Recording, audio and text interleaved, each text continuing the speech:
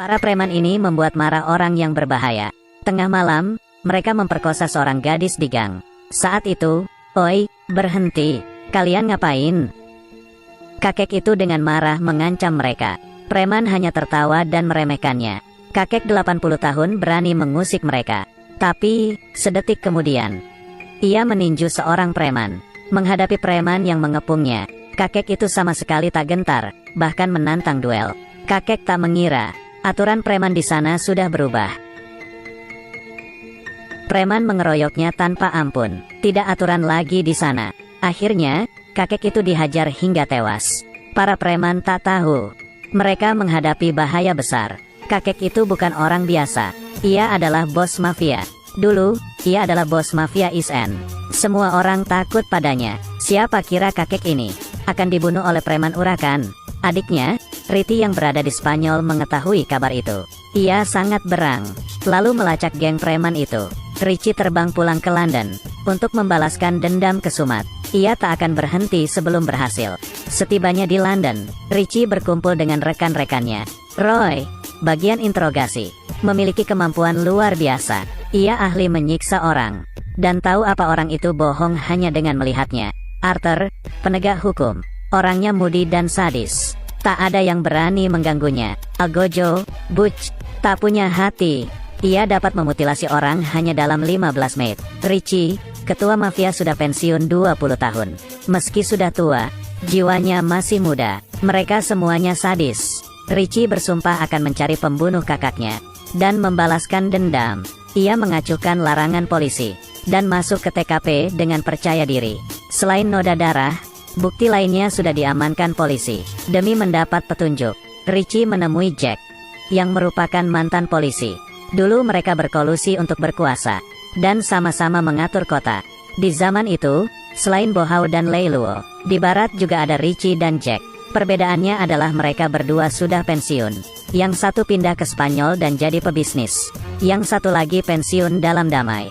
Jack memberi Richie petunjuk. Tapi, videonya tidak jelas. Satu-satunya saksi adalah korban. Akhirnya, Richie menemui gadis yang mau diselamatkan kakaknya. Gadis itu berkata, sebuah nama, Aaron. Ia adalah pimpinan preman yang telah membunuh kakak Richie. Richie tak peduli ia dari geng apa, dan tak peduli sekuat apa dia. Karena ia membunuh kakaknya, Richie akan menghabisinya sampai ke akar-akarnya. Pokoknya, mata ganti mata, gigi ganti gigi. Seharusnya, tidak ada yang mengusik mereka. Meski tua, berumur di atas 80 tahun, dan berambut putih.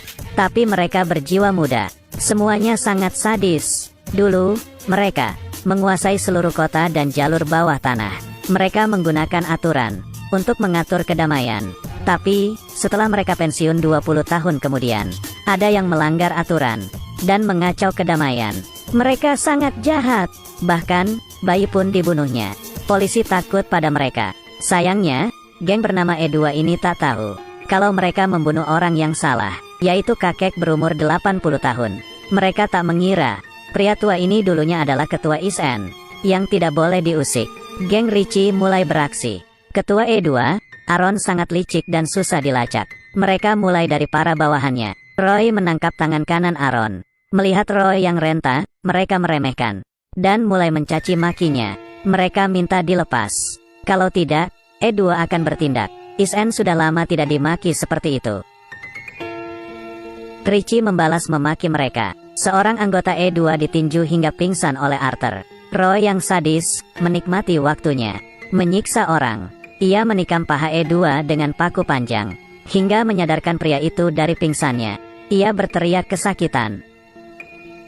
Melihat beragam senjata di tangan Roy, ia sekarang ketakutan. Tapi, sudah terlambat. Tulang yang keras kalah melawan mata bor. Pria itu pingsan lagi. Temannya pucat pasi dan minta ampun. Ia berjanji akan membawa Aaron pada mereka. Arthur tahu ia berbohong. Tapi, Richie melepaskannya. Begitu ikatan dilepas, ia lari. Tapi, pria itu tak mengira Richie akan sekejam ini. Mustahil untuk membohongi Richie. Richie melepas ikatannya, karena ia pantang membunuh orang terikat. Sekarang Isen tahu, tidak ada yang berani membocorkan lokasi Aaron. Pria yang dibor tadi mati kehabisan darah. Richie tak peduli. Balas dendam yang kejam baru akan dimulai. Karena tak menemukan lokasi Aaron, Is-en membunuh bawahannya secara membabi buta. Mereka menikmati perburuan kali ini. Mereka menanyai bawahan Aaron satu persatu. Tapi, semuanya tutup mulut. Setia sekali, ya, pria ini tak mempedulikan nyawanya. Dan malah memaki keluarga mereka. Richie terlalu sayang dengan keluarganya. Akhirnya, ia berang dan menghajarnya. Pria itu pun pingsan. Karena terlalu marah, jantungnya kambuh. Richie dilarikan ke rumah sakit. Tapi, Is-en tak tahu kalau gadis korban itu sudah menjual mereka. Geng E2 datang ke rumah sakit. Mereka membawa pistol kedap suara untuk menghabisi 4 kakek renta. Wanita ini datang dan menembaki kasur. Ia kira ia berhasil. Tapi, itu rupanya jebakan. Percuma saja mereka membawa senjata, karena mereka sudah dikepung. Mendengar suara tembakan, Aaron merasa ada yang salah. Ternyata, Richie bersandiwara. Ia pura-pura sakit jantung dan menyuruh korban berkhianat. Tujuannya adalah memancing Aaron keluar dan memburu mereka di rumah sakit, lalu membasminya sekaligus. Tapi, Aaron melawan mati-matian. Aaron tak mengira yang ia tembak adalah orangnya. Di tengah adu tembak, Is-en tetap tenang. Mereka sudah biasa tembak-tembakan. Meski tua, mereka tidak lamban. Sekali tebas, lawannya berteriak minta ampun. Arthur menembak dan membunuh satu musuh. Ia menembak tabung pemadam. Di tengah asap, mereka terus menembak. Meski Is-en kalah jumlah, tapi mereka sudah menyiapkan semua. E2 menangkap gadis tadi dan menjadikannya sandera. Dengan santai, Richie dan gengnya menyerah. Aaron sangat marah. Tapi, saat itu, Aaron dikhianati oleh temannya. Richie segera memungut pistol Aaron. Teman-temannya berteriak, tembak. Tapi, Richie punya kebiasaan. Sebelum menembak ia harus memasukkan peluru 3 kali. Terlambat sudah. Richie membuang pistolnya dan bersiap-siap. Ia meninju Aaron hingga terkapar. Aaron memungut pistolnya. Ia menodong Richie.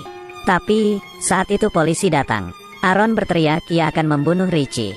Tapi, ternyata pistolnya kosong. Polisi mengepung mereka. Melihat pistol, polisi langsung menembak. Semua ini adalah rencana Richie yang cerdik. Ia meminjam tangan polisi supaya tangan Is-en bersih. Untung saja perhitungan mereka tepat. Is-en di sini adalah korban. Polisi tidak bisa menghukum mereka. Mereka adalah geng mafia Is-en yang berani dan pintar menyusun strategi. 4 kakek 80 tahun bersatu menumpas E2, geng preman urakan, sekaligus membalaskan dendam. Tak ada yang mengira ini hanya permulaan. Richie berpamitan dengan sedih. Ia akan menetap di London untuk menegakkan kedamaian di kota dan memberantas preman. Ia ingin kembali jadi mafia dan mengajari anak-anak muda.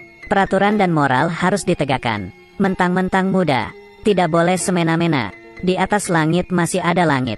Contohnya dia, dan dia. Kalau saja tak membunuh anjing itu, menculik gadis itu, dan tak menghajar kakek itu, mungkin saja nasib mereka akan berbeda.